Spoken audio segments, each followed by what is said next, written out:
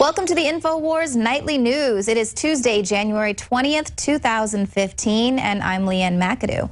Thank you for tuning into the show tonight. We've got an extended broadcast for you.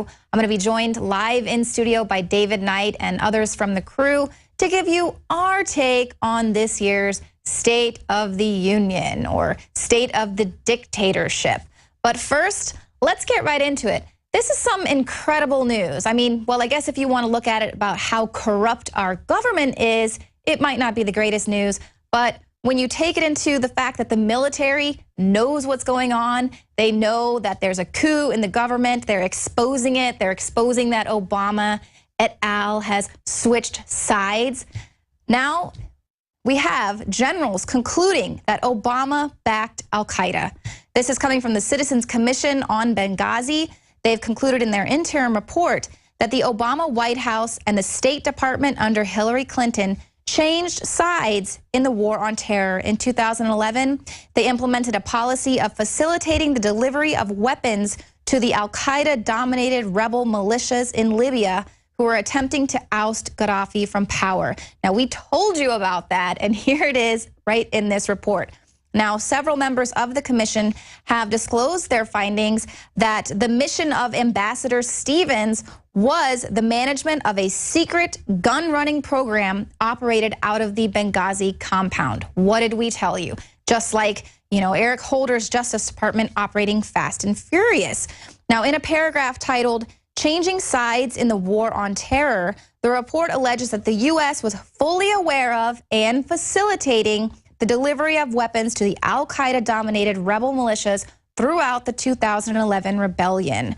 Now, Jerome Corsi of WorldNet Daily conducted exclusive interviews with 11 of the 17 members of this commission. He spoke with Alex Jones today on the Alex Jones radio show in depth about this research that he had done. He talks about Obama changing sides, aligning with al-Qaeda, breaks down the alliances there, and calls it a triple cross, and just really talks about this whole turnaround.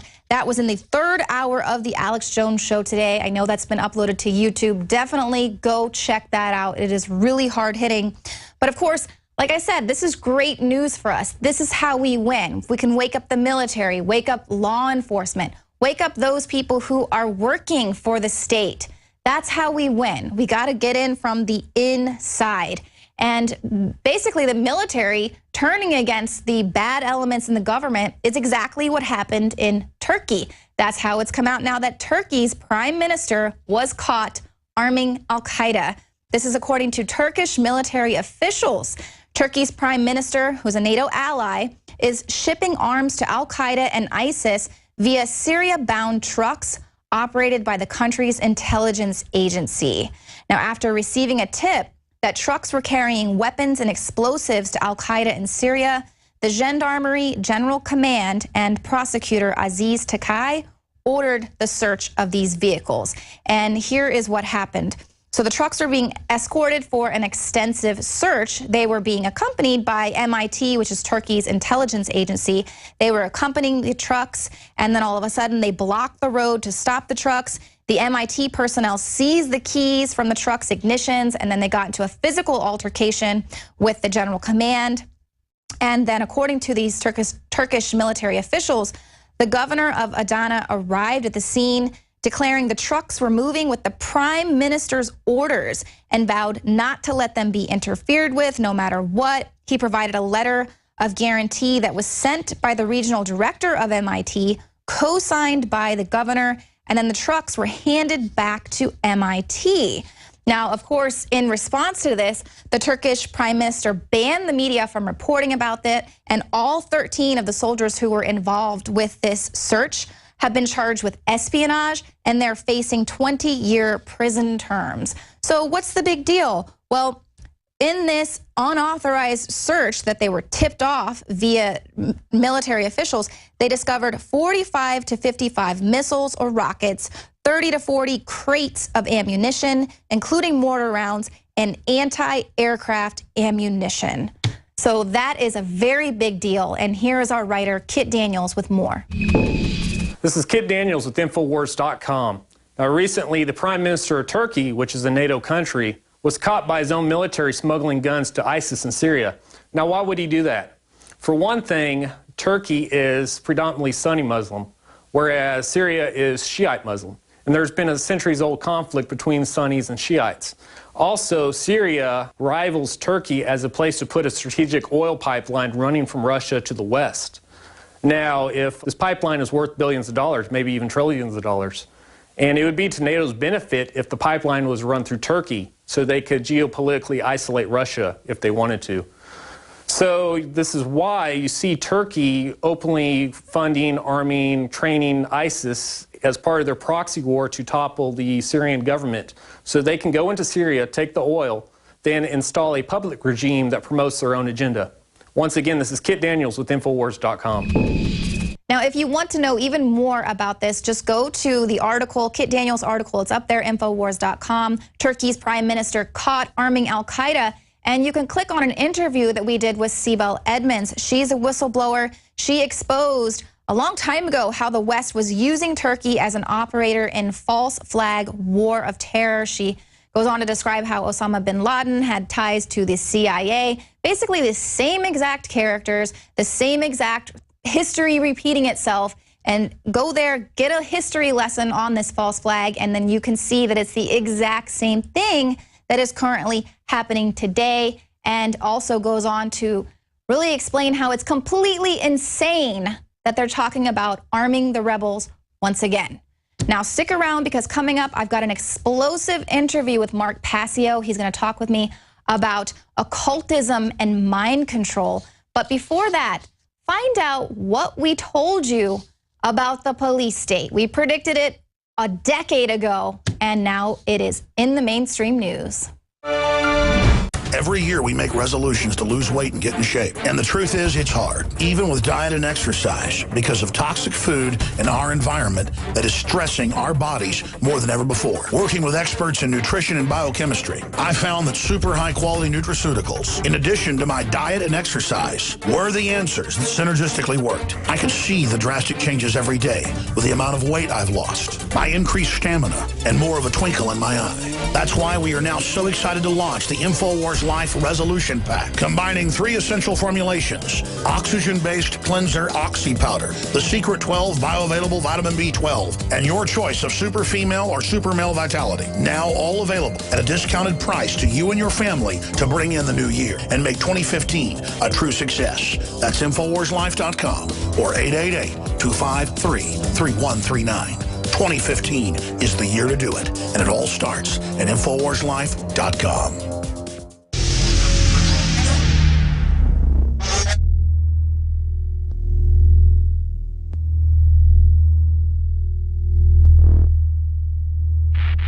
City of Austin tap water versus filtered City of Austin tap water. I can taste dirt in it. God knows what's in this. This has an aftertaste. Tastes like Austin water? Yeah, it does. Ugh. These people just sampled City of Austin tap water straight from the faucet. Next, we had them try a sample of tap water filtered through the ProPure G2.0 filtration system. High quality H2O. That one is better. Tastes like nothing. Yep, I know what good water tastes like. It's good water. Most tap water contains added substances like fluoride, chlorine, Monsanto's deadly pesticide, glyphosate, and many others. Studies prove that these substances are linked to an assortment of major health issues, including tooth decay, lowered IQ, and even cancer. It tastes like you're drinking out of the lake when you're drinking tap water. Yeah, it has that processed flavor to it. The ProPure G2.0 filtration system removes these deadly substances and many more, leaving only fresh-tasting, deliciously clean water. Okay, this is very tasty. It's good water. Refreshing. It's good. Go to InfoWarsStore.com today. Use promo code WATER and save 10% off your ProPure purchase. Again, that's InfoWarsStore.com or call 1-888-253-3139.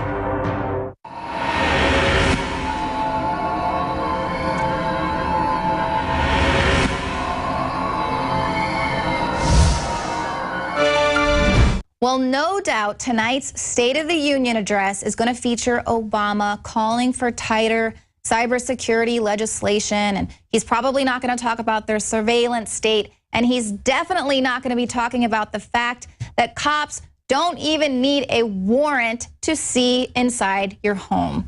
Now, we told you about this more than a decade ago, but here it is. At least 50 U.S. law enforcement agencies have secretly equipped their officers with radar devices that allow them to effectively peer through the walls of houses to see whether anyone is inside. These agencies include the FBI and the U.S. Marshal Service. They began deploying the radar systems more than 2 years ago with little notice to the courts, no public disclosure of when or how they would be used. Now, these radars work like finely tuned motion detectors. They use radio waves to zero in on movements as slight as human breathing from a distance of more than 50 feet. And they can detect whether anyone is inside of a moving house, where they are, and whether they are moving. And there's a pretty good diagram of exactly how these things are working.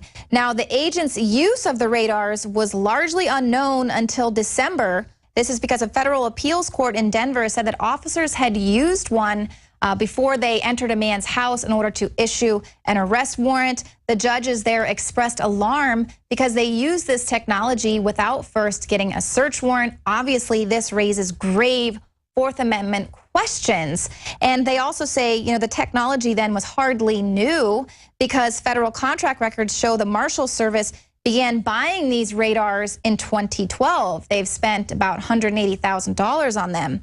But see, if you'll recall, Alex Jones and all of the rest of us here at the INFOWARS crew were called crazy because we were telling you about this technology more than a decade ago in Police State 2 and Police State 3. Straight out of The Running Man, right here in New York, we have police state surveillance blimps that are sponsored by Fujifilm. This is only the beginning. In the future, every major city will have a high-altitude blimp tethered to a cable with ground-penetrating radar that looks right through your walls and gives the government a black and white image of the inside of your home. This entire war on terror is truly a pretext to launch a military-industrial complex takeover of the entire society. Everything is now going to shift into prisons and surveillance and security. We're going out of the free market economy into the fascist economy. The elite has used socialism to consolidate the people's wealth. Now that it's under their control, they're going to phase out all of the programs for the population, and it's all going to corporate welfare. This is the new America. Sound weapons, police in black ski masks with automatic machine guns, and yes, helicopters swarming around surveillance blimps right here in New York City. And only in the new corporate fascist America would we have a blimp for police state purposes that is sponsored by a major company. And we found out that Fuji gave free bikes to all the police, and guess why? They sold the U.S. government and a bunch of different city governments, or trying to sell other city governments, these high-tech imaging systems, these face scanning systems to recognize who we are. So our face becomes the national ID card, and Fuji is on the cutting edge of that. In the past, football teams had sponsors, or baseball teams. Then it was named stadiums after phone companies, Southwestern Bell, Nextel. Now we have the Fuji-sponsored NYPD blimp. Follow the blimp. The blimp just flew over. Yeah, follow that blimp. Don't lose it. We're using that blimp for surveillance. We always know where the protests are at. There it is, sir. Follow that blimp. No, Luis, what do you can say about it? What do you guys think of the new security blimp? It's nice. I want to know how you get qualified to drive the blimp. It says Fuji and NYPD. Yes, it does. So I want to go to blimp school because I want to fly the blimp. So is Fuji now with the police department, or are you guys renting it? I think we're renting it. You know, renting the balloon. Yeah, believe it or not, right? I heard a story that the police, in some of their helmets, have cameras. That I never heard. I saw it on Fox. Yeah, that's kind of crazy. What about the big sound wave guns? Where are those? I haven't. That I know nothing about. You hear about those?